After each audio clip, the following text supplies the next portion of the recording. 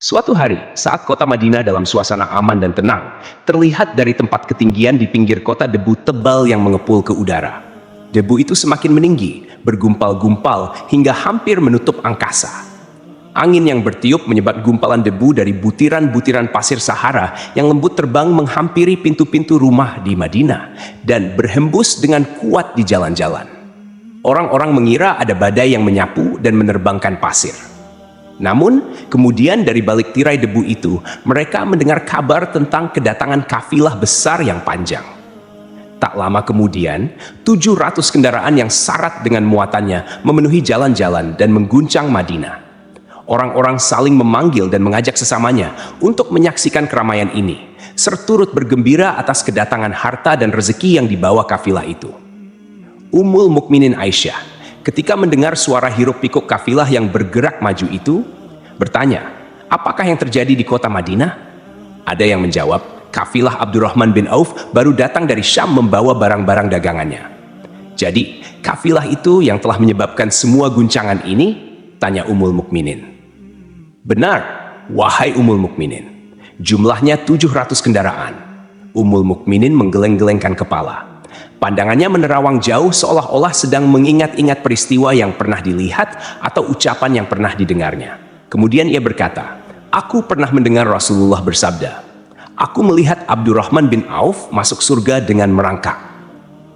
Abdurrahman bin Auf akan masuk surga dengan merangkak? Mengapa ia tidak memasukinya dengan melompat atau berlari-lari kecil bersama angkatan pertama para sahabat Rasulullah? Sebagian sahabat menyampaikan cerita Aisyah kepadanya, maka ia pun teringat telah mendengarkan hadits ini dari Nabi lebih dari satu kali dan dengan redaksi yang berbeda-beda. Sebelum tali-tali pengikat perniagaannya dilepas, Abdurrahman melangkahkan kakinya ke rumah Aisyah lalu berkata kepadanya, engkau telah mengingatkanku suatu hadits yang tidak pernah kulupakan. Maka saksikanlah bahwa kafilah ini dengan semua muatannya beserta kendaraan dan perlengkapannya aku persembahkan di jalan Allah Azza wa Jalla, tambahnya. Seluruh muatan 700 kendaraan itu dibagikan kepada semua penduduk Madinah dan sekitarnya sebagai perbuatan baik yang agung. Peristiwa yang satu ini saja sudah cukup untuk mengukir sebuah gambaran yang sempurna tentang kehidupan sahabat Rasulullah, Abdurrahman bin Auf. Dialah saudagar yang sukses, lebih sukses daripada kesuksesan yang pernah ada. Dia merupakan orang kaya dengan kekayaan yang melimpah ruah. Dia adalah seorang mukmin bijaksana yang tidak ingin bagian dari keuntungan agamanya hilang begitu saja dan tidak sudi kekayaannya membuat dirinya tertinggal dari kafilah iman dan pahala surga. Untuk itu, ia mendermakan harta kekayaannya dengan kemurahan hati dan kesadaran nurani. Kapan dan bagaimana proses keislaman orang besar ini? Ia masuk Islam sejak fajar menyingsing. Ia telah memasukinya pada permulaan dakwah, yakni sebelum Rasulullah memasuki Darul Arkam dan menjadikannya sebagai tempat pertemuan dengan para sahabatnya yang beriman. Dia adalah salah seorang dari 8 orang yang lebih awal masuk Islam. Abu Bakar datang kepadanya menyampaikan Islam, termasuk kepada Utsman bin Affan, Az-Zubair bin Al-Awwam, Talhah bin Ubaidullah, dan Sa'ad bin Abu Waqqash. Tidak ada persoalan yang tertutup bagi mereka, dan tiada keraguan yang menjadi penghalang. Bahkan mereka segera pergi bersama Abu Bakar As-Siddiq menemui Rasulullah untuk menyatakan bayat dan memikul bendera Islam. Sejak menganut Islam hingga berpulang ke rahmatullah pada usia 75 tahun, Abdurrahman bin Auf selalu menjadi teladan yang cemerlang sebagai seorang mukmin yang besar. Hal ini menyebabkan Nabi memasukkannya dalam 10 orang yang telah diberi kabar gembira sebagai ahli surga. Umar mengangkatnya sebagai anggota Majelis Syura yang terdiri dari 6 orang, yang merupakan calon khalifah yang akan dipilih sebagai penggantinya. Kala itu, Umar berpesan Rasulullah wafat dalam keadaan ridha kepada mereka. Cepatnya Abdurrahman masuk Islam telah menyebabkan dirinya harus mengalami penganiayaan dan penindasan dari Quraisy. Ketika Nabi memerintahkan para sahabatnya hijrah ke Habasyah, Abdurrahman bin Auf pun ikut berhijrah. Ia kemudian kembali lagi ke Mekkah, lalu hijrah untuk kali kedua ke Habasyah, dan selanjutnya hijrah ke Madinah. Ia ikut bertempur di Perang Badar, Uhud, dan peperangan-peperangan lainnya. Keuntungannya dalam perniagaan sangat besar hingga mencapai batas yang membuat dirinya sendiri merasa takjub dan heran. Sehingga ia berkata, sungguh, aku melihat diriku ini, seandainya mengangkat batu, niscaya kutemukan emas dan perak di bawahnya. Perniagaan bagi Abdurrahman bin Auf bukanlah jenis perdagangan yang tercela maupun monopoli. Bahkan, ia sendiri bukanlah orang yang loba untuk mengumpulkan harta atas dorongan agar menjadi orang kaya. Bukan itu tujuannya, melainkan suatu amal dan kewajiban yang keberhasilannya akan menambah kedekatan jiwa kepada Allah dan berkorban di jalannya. Abdurrahman bin Auf seorang yang kuat emosi jiwanya, di mana ia menemukan kepuasan emosinya itu dalam amal yang mulia dimanapun berada. Apabila ia tidak sedang syalat di masjid dan tidak sedang berjihad dalam peperangan, ia pasti sedang mengurus perniagaannya yang berkembang pesat sehingga kafilah-kafilahnya dari Mesir dan Syria membawa ke Madinah barang-barang muatan yang dapat memenuhi kebutuhan seluruh jazirah Arab, baik pakaian maupun makanan. Yang menunjukkan bahwa ia seorang yang kuat emosi jiwanya adalah ketika kaum muslimin hijrah ke Madinah. Rasulullah pada waktu itu menerapkan aturan untuk mempersaudarakan dua orang sahabat. Salah seorang dari muhajirin warga Mekkah dan yang lain dari Ansyar penduduk Madinah. Persaudaraan ini berjalan dengan sempurna hingga membuat hati terpesona. Orang-orang Ansyar yang merupakan penduduk asli Madinah membagi seluruh kekayaan miliknya menjadi dua dengan saudaranya dari kalangan muhajirin. Bahkan istri pun direlakan. Apabila ia beristri dua, ia pun rela menceraikan satu untuk diperistri saudaranya. Ketika itu Rasul yang mulia mempersaudarakan antara Abdurrahman bin Auf dengan Sa'ad bin Rabi. Marilah kita dengarkan sahabat yang mulia. Anas bin Malik mengisahkan kepada kita apa yang terjadi. Sa'ad berkata kepada Abdurrahman, "Saudaraku, aku adalah penduduk Madinah yang paling banyak harta. Silakan pilih separuh hartaku dan ambillah. Aku juga mempunyai dua istri. Perhatikan yang lebih menarik hatimu dan aku akan menceraikannya, sehingga engkau dapat memperistri dirinya." Abdurrahman bin Auf menjawab, "Semoga Allah memberkahi dirimu dalam istri dan hartamu. Tunjukkanlah letak pasar kepadaku." Abdurrahman pergi ke pasar. Ia berjual beli di sana dan mendapatkan keuntungan. Kehidupan Abdurrahman bin Auf di Madinah, baik semasa Rasulullah maupun sepeninggal beliau, selalu ditunaikan dengan sempurna untuk memenuhi hak din ini dan beramal di dunia. Perniagaannya sukses dan menguntungkan. Seperti diungkapkannya sendiri, bahwa seandainya ia mengangkat batu dari tempatnya, ia pasti mendapatkan emas dan perak di bawahnya. Salah satu faktor yang membuat perniagaannya berhasil dan mendapatkan berkah adalah karena ia sangat selektif untuk berniaga yang halal dan benar-benar menjauhkan diri dari segala bentuk jual beli yang haram, bahkan yang syubhat. Selain itu, faktor yang menambah kejayaan dan keberkahan Abdurrahman bin Auf adalah labanya yang bukan hanya untuk dirinya sendiri, melainkan di dalamnya terdapat bagian Allah yang ia penuhi dengan baik. Ia menggunakan hartanya untuk memperkokoh hubungan kekeluargaan dan mengeratkan tali persaudaraan, serta menyediakan perlengkapan yang diperlukan tentara Islam. Bila total perniagaan dan kekayaan lainnya ditambah keuntungan yang diperolehnya dihitung, jumlah kekayaan Abdurrahman bin Auf dapat diperkirakan dengan memperhatikan jumlah yang dibelanjakan di jalan Allah, Rabb semesta alam. Suatu hari ia mendengar Rasulullah bersabda, "Wahai Ibnu Auf, engkau termasuk golongan orang kaya dan engkau akan masuk surga dengan merangkak. Karena itu, pinjamkanlah kekayaan itu kepada Allah, agar Dia mempermudah langkahmu." Sejak mendengar nasihat Rasulullah ini dan menyediakan bagi Allah pinjaman yang baik, Allah justru semakin melipat gandakan kekayaannya hingga berlimpah. Suatu hari ia menjual tanah seharga 40.000 dinar. Kemudian uang itu dibagi-bagikan semua untuk keluarganya dari Bani Zuhrah, untuk para istri Nabi, dan untuk kaum muslimin yang miskin. Pada kesempatan lain, ia menyerahkan 500 ekor kuda untuk perlengkapan tentara Islam. Pada hari lain, ia menyerahkan 1.500 kendaraan. Menjelang wafat, ia mewasiatkan 50.000 dinar untuk diinfakkan di jalan Allah.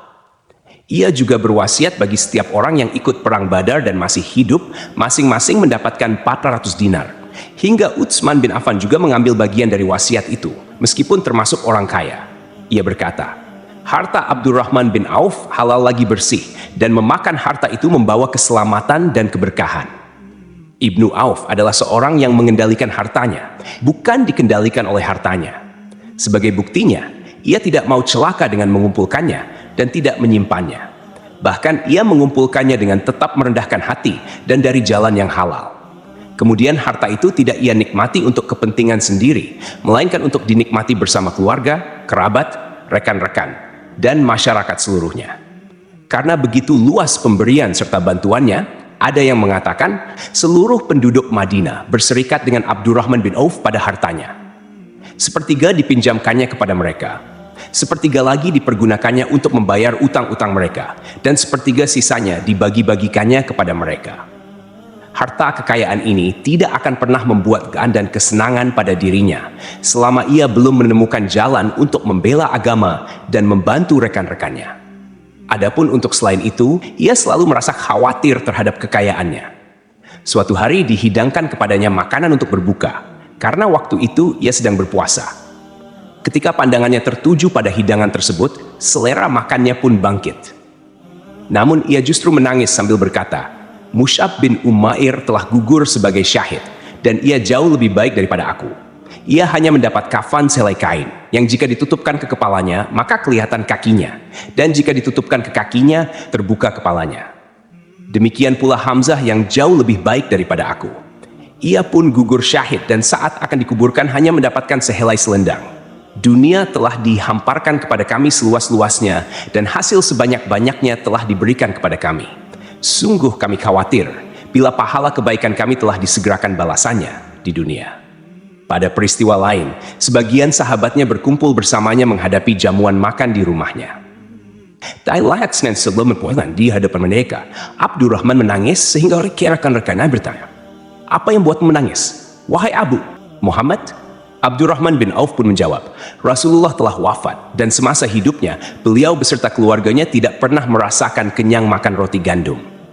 Apa harapan kita apabila dipanjangkan usia tetapi tidak menambah kebaikan bagi kita?" Demikianlah, kekayaannya yang melimpah itu sedikit pun tidak membangkitkan kesombongan dan takabur dalam dirinya. Bahkan orang-orang mengatakan tentang dirinya, seandainya seorang asing yang belum pernah mengenalnya kebetulan melihatnya sedang duduk bersama budak-budaknya, niscaya ia tidak bisa membedakannya di antara mereka. Namun, bila orang asing itu mengenal satu saja sisi jihad Ibnu Auf dan ujian yang dihadapinya, ia pasti langsung mengetahui siapa dia. Misalnya, jika ia mengetahui bahwa di tubuhnya terdapat 20 bekas luka dari perang Uhud dan bahwa salah satu dari bekas luka ini meninggalkan cacat pincang yang tidak sembuh-sembuh pada salah satu kakinya, atau jika ia tahu bahwa beberapa gigi serinya rontok di perang Uhud yang menyebabkan kecadelan yang jelas pada ucapannya, maka ia pasti menyadari bahwa laki-laki yang berperawakan tinggi dengan wajah berseri, kulit halus, pincang, dan cadel sebagai tanda jasa dari perang Uhud, itulah Abdurrahman bin Auf. Semoga Allah ridha kepadanya, dan ia pun ridha kepada Allah. Kita sudah terbiasa memperhatikan tabiat manusia, bahwa harta kekayaan biasanya menyebabkan seseorang suka berkuasa. Artinya, orang-orang kaya seringkali ingin memiliki pengaruh untuk melindungi kekayaan mereka, melipat gandakan pengaruh itu, memuaskan nafsu, serta demi kebanggaan dan kepuasan pribadi. Semua ini merupakan sifat yang biasanya dibangkitkan oleh kekayaan. Namun, bila kita melihat Abdurrahman bin Auf dengan kekayaannya yang melimpah, kita akan menemukan manusia ajaib yang sanggup menguasai watak dasar manusia dalam hal ini dan melangkahinya menuju puncak ketinggian yang istimewa. Peristiwa ini terjadi ketika Umar bin Al-Khattab hendak berpisah dengan rohnya yang suci dan memilih 6 orang di antara para sahabat Rasulullah agar mereka memilih salah seorang di antara mereka untuk menjadi khalifah yang baru. Pada saat itu, Semeri menunjuk ke Ibnu Auf. Bahkan sebagian sahabat menegaskan bahwa dialah orang yang lebih berhak menjadi khalifah di antara 6 orang itu. Namun ia menjawab, "Demi Allah, seandainya diambilkan pisau lalu ditaruh ke atas leherku, kemudian kalian menusukkannya sampai tembus, itu lebih aku sukai daripada menerima jabatan tersebut." Demikianlah, saat 6 orang terpilih itu mengadakan pertemuan untuk memilih salah seorang di antara mereka sebagai khalifah pengganti Al-Faruq, Umar bin Al-Khattab, Abdurrahman bin Auf telah menyatakan kepada rekan-rekannya bahwa ia telah melepaskan haknya yang dilimpahkan Umar kepadanya sebagai salah seorang dari 6 calon yang akan dipilih menjadi khalifah. Dengan demikian, kewajiban mereka untuk melakukan pemilihan itu terbatas di antara mereka berlima saja. Sikap zuhudnya terhadap jabatan pangkat ini dengan cepat telah menempatkan dirinya sebagai hakim di antara 5 orang tokoh terkemuka itu. Mereka menerima dengan senang hati agar Abdurrahman bin Auf menetapkan pilihan khalifah di antara mereka berlima. Ali bin Abi Thalib mengatakan, Aku pernah mendengar Rasulullah menyifatimu bahwa engkau adalah orang yang dipercaya oleh penduduk langit dan dipercaya pula oleh penduduk bumi. Ibnu Auf akhirnya memilih Utsman bin Affan untuk jabatan khalifah, dan yang lain pun menyetujui pilihannya. Itulah hakikat seorang laki-laki yang kaya raya dalam Islam. Apakah Anda telah memperhatikan bagaimana Islam telah mengangkat dirinya jauh di atas kekayaan dengan segala godaan dan penyesatannya itu?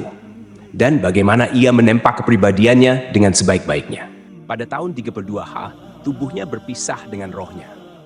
Ummul Mukminin Aisyah ingin memberinya kemuliaan khusus yang tidak diberikannya kepada orang lain, dengan memberikan usulan kepadanya ketika ia masih terbaring di ranjang menuju kematian, agar bersedia dikuburkan di pekarangan rumahnya, berdekatan dengan Rasulullah, Abu Bakar, dan Umar. Namun, ia memang seorang Muslim yang telah dididik Islam dengan sebaik-baiknya, sehingga merasa malu bila dirinya diangkat dan disandingkan dalam kedudukan tersebut. Selain itu, ia telah membuat janji dan ikrar yang kuat dengan Utsman bin Maz'un, yakni jika salah seorang di antara mereka meninggal sesudah yang lain, hendaklah ia dikuburkan di dekat sahabatnya itu. Saat rohnya bersiap-siap memulai perjalanannya yang baru, air matanya meleleh, sedangkan lidahnya bergerak-gerak mengucapkan kata-kata, "Aku khawatir dipisahkan dari sahabat-sahabatku karena kekayaanku yang melimpah ruah." Namun, ketenangan dari Allah segera menyelimutinya, lalu senyuman tipis menghiasi wajahnya, disebabkan sukacita yang memberi cahaya dan kebahagiaan yang menenteramkan jiwa. Ia memasang telinganya untuk menangkap sesuatu, seolah-olah ada suara yang lembut merdu yang datang mendekat. Ia sedang mengenang kebenaran sabda Rasulullah yang pernah beliau ucapkan, Abdurrahman bin Auf di dalam surga. Ia mungkin juga sedang mendengarkan janji Allah dalam kitabnya. Orang yang menginfakkan hartanya di jalan Allah, kemudian tidak mengiringi apa yang diinfakkan itu dengan menyebut-nyebutnya dan menyakiti perasaan penerima. Mereka memperoleh pahala di sisi Rabb mereka. Tidak ada rasa takut pada mereka, dan mereka tidak bersedih hati.